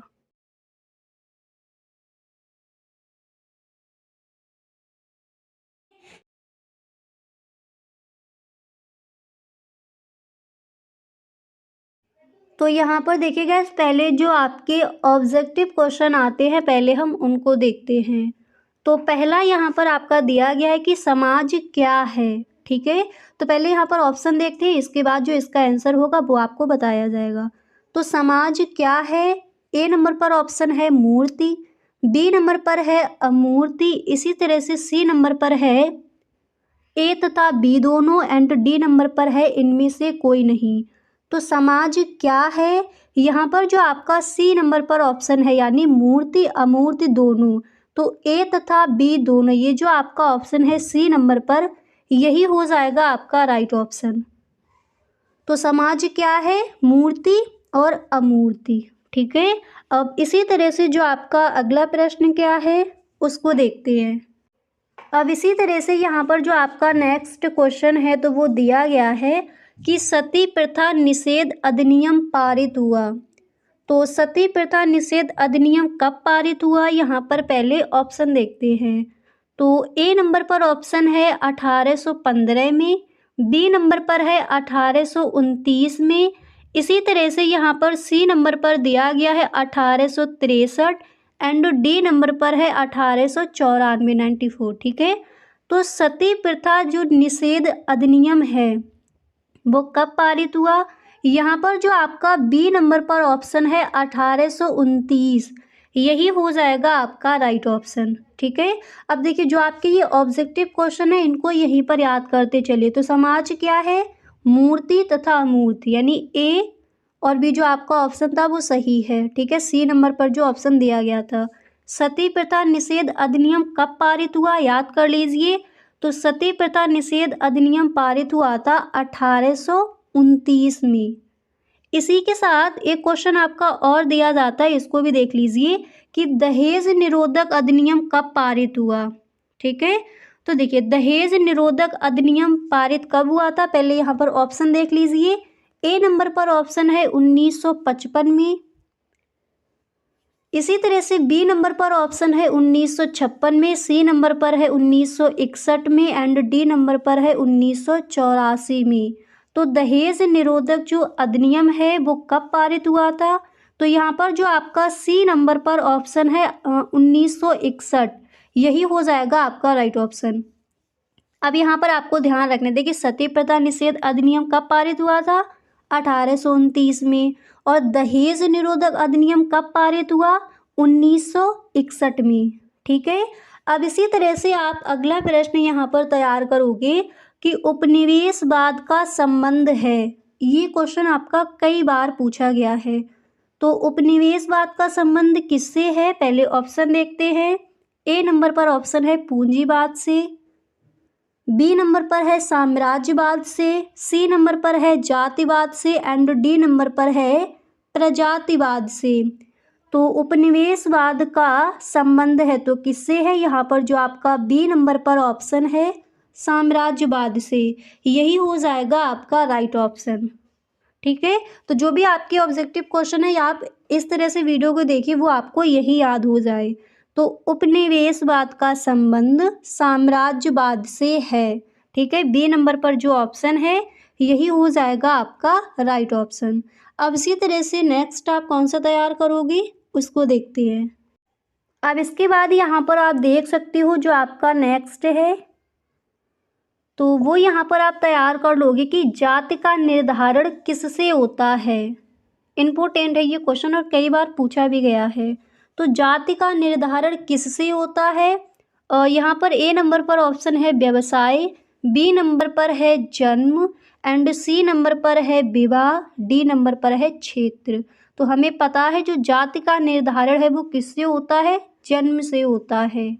ठीक है। जब आपका जन्म होता है तो उसी हिसाब से आपकी जाति भी निर्धारण कर दी जाती है कि इस जाति से आप हो। ठीक है। व्यवसाय से भी नहीं होता, विवाह से भी नहीं होता और उस क्षेत्र से भी नहीं होता। तो जो जाति का निर्धारण है किससे होगा? जन्म से होगा। याद हो गया। अब इसी तरह से जो आपका अगला प्रश्न क्या है उसको देखते हैं। तो नेक्स्ट क्वेश्चन यहाँ पर आप तैयार करोगे कि भारत में प्रथम पिछड़े वर्ग आयोग के अध्यक्ष कौन थे? तो पहले ऑप्शन देखते हैं। ए नंबर पर ऑप्शन है BR अम्बेडकर, इसी तरह से बी नंबर पर हैं BP मंडल, सी नंबर पर हैं काका कालेलकर एंड डी नंबर पर है MK गांधी। तो भारत में प्रथम पिछड़ी वर्ग आयोग के अध्यक्ष कौन हैं? तो गाइस देखिए यहाँ पर जो आपका सी नंबर पर ऑप्शन है यही हो जाएगा आपका राइट ऑप्शन, काका कालेलकर। क्लियर। अब इसके बाद जो आपका अगला प्रश्न क्या है उसको देखते हैं। तो जाति का निर्धारण किससे होता है? जन्म से। दहेज निरोधक अधिनियम कब पारित हुआ था? 1961 में। सती प्रथा निषेध अधिनियम कब पारित हुआ था? हमें पता है 1829 में। और उपनिवेशवाद का संबंध किससे है? साम्राज्यवाद से। समाज क्या है? मूर्त अमूर्त दोनों। ठीक है, तो इन सारे प्रश्नों को आप यही याद करते चलिए। अब इसी तरह से जो नेक्स्ट है आपका, वो आप कौन सा तैयार करोगे उसको देखते हैं। अब इसके बाद देखिए अगला प्रश्न यहाँ पर आपको तैयार करना है कि राष्ट्रवाद का जन्म किसके परिणाम स्वरूप हुआ? राष्ट्रवाद का जन्म किसके परिणाम स्वरूप हुआ? तो यहाँ पर पहले ऑप्शन देखते हैं। ए नंबर पर ऑप्शन है असंप्रदायवाद, बी नंबर पर है उपनिवेशवाद, सी नंबर पर है जातिवाद एंड डी नंबर पर है प्रजातिवाद। तो राष्ट्रवाद का जन्म किसके परिणाम स्वरूप हुआ? यहाँ पर जो आपका बी नंबर पर ऑप्शन है उपनिवेशवाद, यही हो जाएगा आपका राइट ऑप्शन। ओके, तो राष्ट्रवाद का जन्म उपनिवेशवाद के परिणाम स्वरूप हुआ। इसी के साथ अगला प्रश्न यहाँ पर आप कौन सा तैयार करोगे उसको देखते हैं। तो यहाँ पर नेक्स्ट क्वेश्चन आपको तैयार कर लेना है कि भारत में जनजातीय आंदोलन का कारण है। तो क्या कारण है? यहाँ पर पहले ऑप्शन देखते हैं। ए नंबर पर ऑप्शन है सभ्य समाजों से संपर्क, बी नंबर पर ऑप्शन है आर्थिक शोषण, सी नंबर पर है दोषपूर्ण नीति एंड डी नंबर पर है ये सभी। तो प्रश्न क्या था कि भारत में जनजातीय आंदोलन का कारण है। तो यहाँ पर जो आपका डी नंबर पर ऑप्शन है ये सभी, यानी सभ्य समाजों से संपर्क भी है, आर्थिक शोषण भी है, दोषपूर्ण नीति भी है। डी नंबर पर जो ऑप्शन है ये सभी, यही हो जाएगा आपका राइट ऑप्शन। क्लियर। अब इसी तरह से कुछ और भी आपके ऑब्जेक्टिव क्वेश्चन यहाँ पर देख लेते हैं। अब इसके बाद यहाँ पर अगला प्रश्न आप तैयार करोगे। देखिए नेक्स्ट क्वेश्चन यहाँ पर आपको तैयार करना है कि समाजशास्त्र में किस पद्धति का प्रयोग होता है। ठीक है, तो ए नंबर पर यहाँ पर ऑप्शन है सांख्यिकीय, बी नंबर पर है तुलनात्मक एंड सी नंबर पर ऑप्शन है ऐतिहासिक, डी नंबर पर है वैज्ञानिक। तो समाजशास्त्र में किस पद्धति का प्रयोग होता है? तो यहाँ पर जो आपका डी नंबर पर ऑप्शन है यही हो जाएगा आपका राइट ऑप्शन। एक और आपको यहाँ पर तैयार कर लेना है कि जाति एवं वर्ग में कौन सा गुण समान है। ये क्वेश्चन कई बार पूछा गया है। तो जाति एवं वर्ग में कौन सा गुण समान है? यहाँ पर देखिए पहले ऑप्शन देख लीजिए। ए नंबर पर है श्रेणी क्रम, बी नंबर पर है उपलब्धि एंड सी नंबर पर है जन्मजात सदस्यता और डी नंबर पर है इनमें से कोई नहीं। तो जाति एवं वर्ग में कौन सा गुण समान है? तो हमें पता है ए नंबर पर जो ऑप्शन है श्रेणी क्रम, यही हो जाएगा आपका राइट ऑप्शन। तो जो 10 आपके बहुविकल्पीय प्रश्न दिए जाते हैं तो जो इम्पोर्टेंट हैं उनको यहाँ पर आपने देख लिया। अब इसके बाद देखिए अतलग उत्तरीय प्रश्न आप कौन कौन से तैयार करोगे उनको देखते हैं। तो अतलग उत्तरीय प्रश्न में पहला प्रश्न यहाँ पर आप तैयार करोगे कि रैयतवाड़ी व्यवस्था के 2 मुख्य दोष बताइए। ठीक है, रैयतवाड़ी व्यवस्था के 2 मुख्य दोष बताइए। तो इस प्रश्न का आंसर आप इस तरह से लिख कर आओगे कि रैयतवाड़ी व्यवस्था में लगान तय करने तथा लगान एकत्र करने। देखिए इस तरह से आपको लिखना है कि रैयतवाड़ी व्यवस्था के 2 मुख्य दोष आप इस तरह से लिखोगे। पहला आपको लिखना है कि रैयतवाड़ी व्यवस्था में लगान तय करने तथा लगान एकत्र करने का कार्य कुछ सरकारी अधिकारियों द्वारा किया जाता था। ऐसे में ये सरकारी अधिकारी अनेक बार कृषकों को थोड़ा बहुत शोषण किया करते थे। इसके बाद नेक्स्ट यहाँ पर आप लिखोगे कि इस व्यवस्था में लगान एकत्र करने के लिए सरकार को अनेक अधिकारी तथा कर्मचारी नियुक्त करने पड़ते थे। ऐसे में सरकार को काफ़ी अधिक धन खर्च करना पड़ता था। तो रैयतवाड़ी व्यवस्था के जो मुख्य दोष हैं वो आप इस तरह से लिख कर आओगे। क्लियर। अब इसके बाद आप सेकंड क्वेश्चन कौन सा तैयार करोगी उसको देखते हैं। इसके बाद नेक्स्ट क्वेश्चन आपको तैयार करना है कि दबाव समूह या हित समूह से आप क्या समझते हैं। ठीक है, ये प्रश्न आपका कई बार पूछा भी गया है। दबाव समूह या हित समूह क्या है, तो इसको समझिए। आप इस तरह से इस प्रश्न का आंसर लिख कर आओगे कि समाज के कुछ संगठित समूह अपने अपने हितों की सुरक्षा के लिए शासन पर ऐसे कानूनों को पारित करने या ऐसी नीति का अनुसरण करने के लिए दबाव डालते हैं जिनसे समूह अपने अपने हितों की रक्षा कर सके।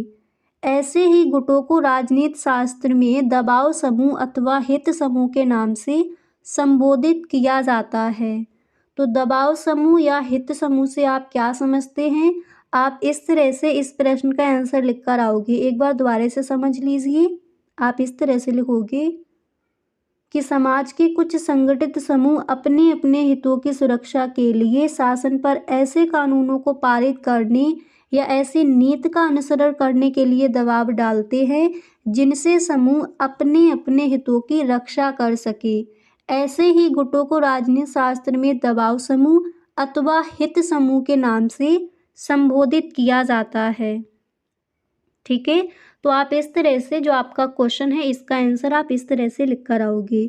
इसी तरह से नेक्स्ट क्वेश्चन आप क्या तैयार करोगे उसको देखते हैं। इसके बाद यहाँ पर अगला प्रश्न आप तैयार करोगे कि प्रजाति से क्या आशय है। ठीक है, प्रजाति से क्या आशय है, तो आप इस तरह से इस प्रश्न का आंसर लिखोगे कि प्रजाति से आशय उस जैविक अवधारणा से है जिसका प्रयोग सामान्य रूप से उस वर्ग के लिए किया जाता है जिसके सदस्यों में सामान्य गुण अथवा निहित गुणों के कारण समान शारीरिक लक्षण पाए जाते हैं। इस प्रकार प्रजाति पैतृकता द्वारा प्राप्त लक्षणों पर आधारित एक वर्गीकरण है। तो प्रजाति क्या है, आप इस तरह से लिखोगे। अब एक बार इसको दोबारा से समझिए। देखिए, प्रजाति से आशय उस जैविक अवधारणा से है जिसका प्रयोग सामान्य रूप से उस वर्ग के लिए किया जाता है जिसके सदस्यों में सामान्य गुण अथवा निहित गुणों के कारण समान शारीरिक लक्षण पाए जाते हैं। इस प्रकार प्रजाति पैतृकता द्वारा प्राप्त लक्ष्यों पर आधारित एक वर्गीकरण है। तो आई होप आपको समझ आ गया होगा कि प्रजाति क्या है। ठीक है, तो आप इस तरह से इस प्रश्न का आंसर लिख कर आओगे। अब इसी के साथ प्रजाति आपने देख लिया। अब देखिए नेक्स्ट आप ये भी तैयार कर लोगी कि जाति की विशेषताएं क्या हैं, यानी जाति की विशेषताएं लिखिए। तो आप इस तरह से लिखोगे, पहले आपको एक लाइन लिखनी है कि जाति की मुख्य विशेषताएं हैं या फिर जाति की मुख्य विशेषताएं निम्नलिखित हैं। फिर आप लिखोगे जन्म पर आधारित सदस्यता, पेशे की निश्चितता, खान पान पर प्रतिबंध, ऊंच नीच की भावना, अनिवार्य सदस्यता, इसके बाद निश्चित परंपराएं, इसके बाद नेक्स्ट यहाँ पर आप लिखोगे कि अंतर्विवाही समूह तथा सदस्यों की निश्चित स्थिति। तो जाति की विशेषताएं कौन कौन सी हैं यहीं पर याद कर लीजिए। देखिए, जन्म पर आधारित सदस्यता, ठीक है, इसके बाद पेशे की निश्चितता, खान पान पर प्रतिबंध, इसके बाद नेक्स्ट है ऊंच नीच की भावना, अनिवार्य सदस्यता, निश्चित परंपराएं, अंतर्विवाही समूह तथा सदस्यों की निश्चित स्थिति। तो जाति की विशेषताएं क्या हैं इनको याद कर लीजिए। इस तरह से आप लिख कर आओगी। प्रजाति क्या है एकदम सही ढंग से यहाँ पर आपने समझ लिया। गाइस अगर अभी तक आप इस वीडियो में बने हुए हो तो आई होप ये वीडियो आपको पसंद आ रहा होगा। अगर सच में आपको ये वीडियो अच्छा लग रहा है तो गाइस आप इस वीडियो को एक लाइक कर दें। अगर गाइस आपको ये वीडियो अच्छा नहीं लग रहा है तो आप इस वीडियो को डिसलाइक करके भी जा सकते हो।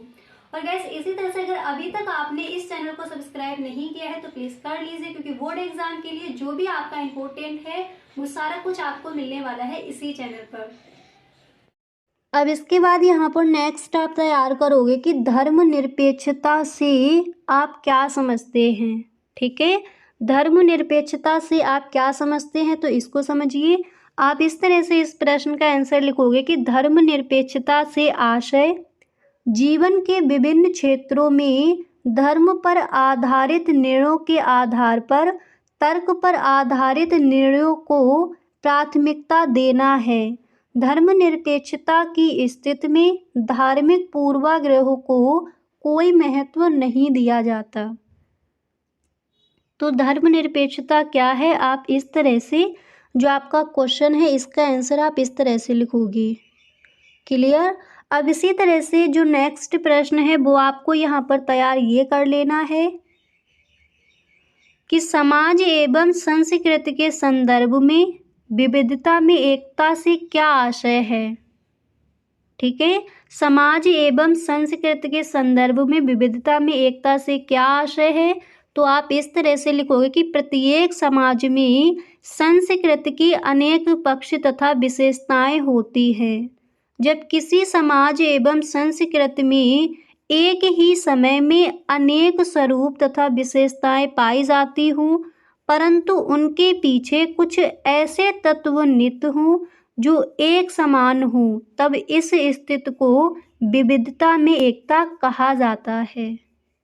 ठीक है, तो विविधता में एकता क्वेश्चन क्या था, समाज एवं संस्कृति के संदर्भ में विविधता में एकता से क्या आशय है तो आप इस तरह से इस प्रश्न का आंसर लिख कर आओगे। इसी के साथ यहाँ पर अगला प्रश्न आप तैयार करोगे। देखिए नेक्स्ट क्वेश्चन आपको तैयार कर लेना है कि पंथ निरपेक्षीकरण के परिणाम स्वरूप जातीय व्यवस्था में हुए 2 परिवर्तनों का उल्लेख कीजिए। तो फर्स्ट यहाँ पर आप हेडिंग डालोगे खान पान के प्रतिबंधों का अंत, फिर इसमें आप लिखोगे कि जाति के सभी बंधन ढीले पड़ गए हैं। पंथ निरपेक्षीकरण के कारण जातीय आधार पर लगाए गए खान पान के प्रतिबंध प्रायः समाप्त हो गए हैं। इसके बाद आप लिखोगे कि जातीय नियमों का ह्रास यातायात के साधनों का विकास हो जाने से तथा नगरों की संख्या अधिक हो जाने से धर्म का प्रभाव कम हो गया है, जिससे जातीय नियमों एवं प्रतिबंधों का ह्रास हो गया है। तो क्वेश्चन क्या था कि पंथ निरपेक्षीकरण के परिणाम स्वरूप जातीय व्यवस्था में हुए 2 परिवर्तनों का उल्लेख कीजिए। तो आप इस तरह से इस प्रश्न का आंसर लिखकर आओगे। अब इसी के साथ यहाँ पर नेक्स्ट क्वेश्चन आप तैयार कर लोगे कि राष्ट्र से आप क्या समझते हैं। ये क्वेश्चन आपका कई बार पूछा भी गया है।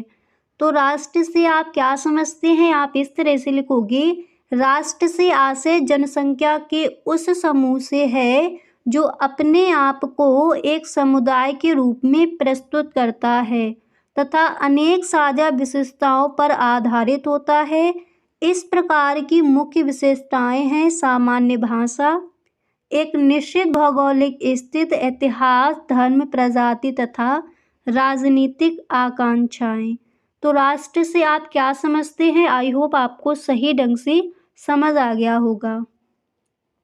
ठीक है, किस तरह से लिखोगे, राष्ट्र से आशय जनसंख्या के उस समूह से है जो अपने आप को एक समुदाय के रूप में प्रस्तुत करता है तथा अनेक साझा विशेषताओं पर आधारित होता है।